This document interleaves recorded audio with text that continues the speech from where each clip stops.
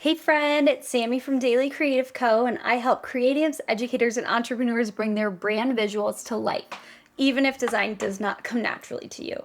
If you're someone that can design for clients, no problem, but completely freezes when it comes to designing for your own brand, I get it. I've been there too. I absolutely hate designing for myself.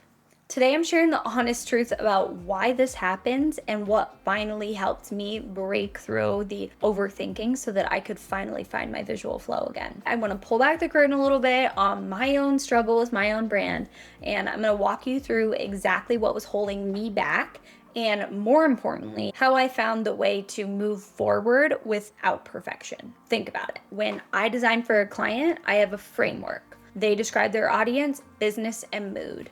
Even if the ideas are fuzzy, they're still structured to some extent. But for my own brand, that clarity seemed to almost disappear last year. I spun my wheels in Canva day after day, and I'm switching my fonts, trying to figure out who I am, what I look like, what color palette are working for me. And I ended up wrestling with a million different mood boards that all almost felt just right. I can't tell you how many days I ended just closing out all of my tabs and just being like, this isn't even working. The result from all this isn't even just wasted time, it's mental exhaustion. And not because I don't know how to design, I literally went to school for it, but because I didn't know my direction. And this all came back to my branding. And I really needed to hone in on my branding before I even touched anything design-wise. I needed to figure out who I was, what I stand for, what I'm doing, how I want to help people, and how I want to show up on the internet. I was chasing this feeling and overthinking every decision in hopes that it would magically make me feel like on brand when I didn't even know what my brand was. Does this sound familiar? This is when I discovered decision fatigue. This issue finally clicked for me when I realized it wasn't a creativity issue. I have a million bajillion ideas.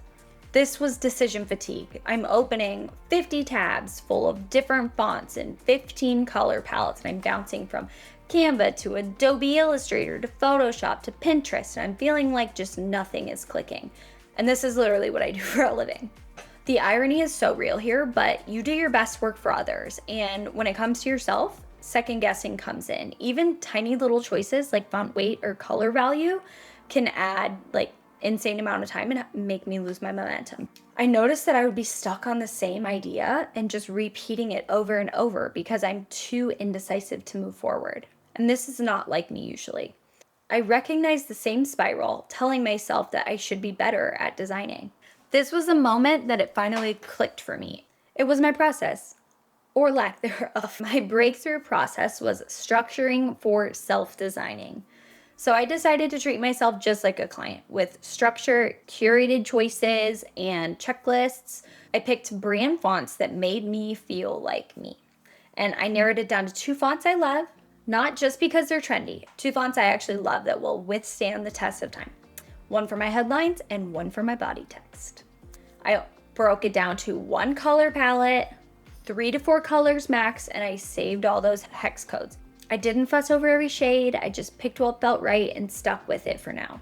I created my visual 1 page of my brand board, which I have a template for if you want to grab that in the description. There's a brand board template, grab that right now, and then come back to this video and we'll keep moving.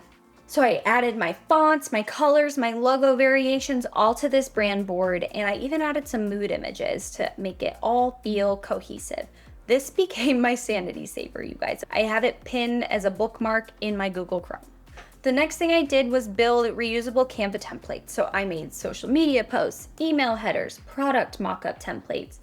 I even created things I didn't need yet, but I knew I would be needing in the future. So I've created YouTube thumbnails. Anything you can think of, landing pages, anything you can think of, I tried to create there because for me it was easier to just batch everything so it all looked super, super cohesive.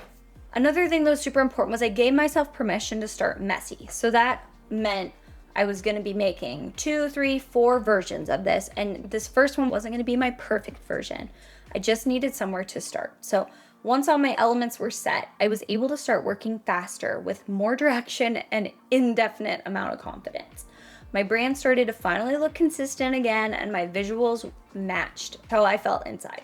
It brought my brand back, and it also brought joy back in the process. Okay, so why does this even matter? This approach was a game changer for me because it helped not even just my visuals, it helped how I show up online. I no longer avoided when I needed to make something for my own brand. I finally was able to just show up, get my own stuff done without thinking like I'm spiraling into just too many options and it has to be perfect. The reality is it just doesn't. You just need a simple, repeatable framework. You need a self-branding process that feels as real as the one you use for your clients. I am drumming up a little something behind the scenes for a toolkit to help you with all of these kinds of things, and I'll tell you guys about it soon. It's going to be everything I wish I had from day one.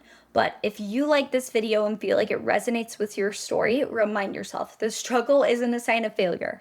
It's a signal that you care. You care about your business and you care about what you're doing, and that is worth the effort. If you want to be the first to know when the full branding kit is available, go ahead and hit that like button, hit that subscribe button, and you'll be one of the first to know. Until next time, you've got this, and I can't wait to see what you guys share with me next. Bye!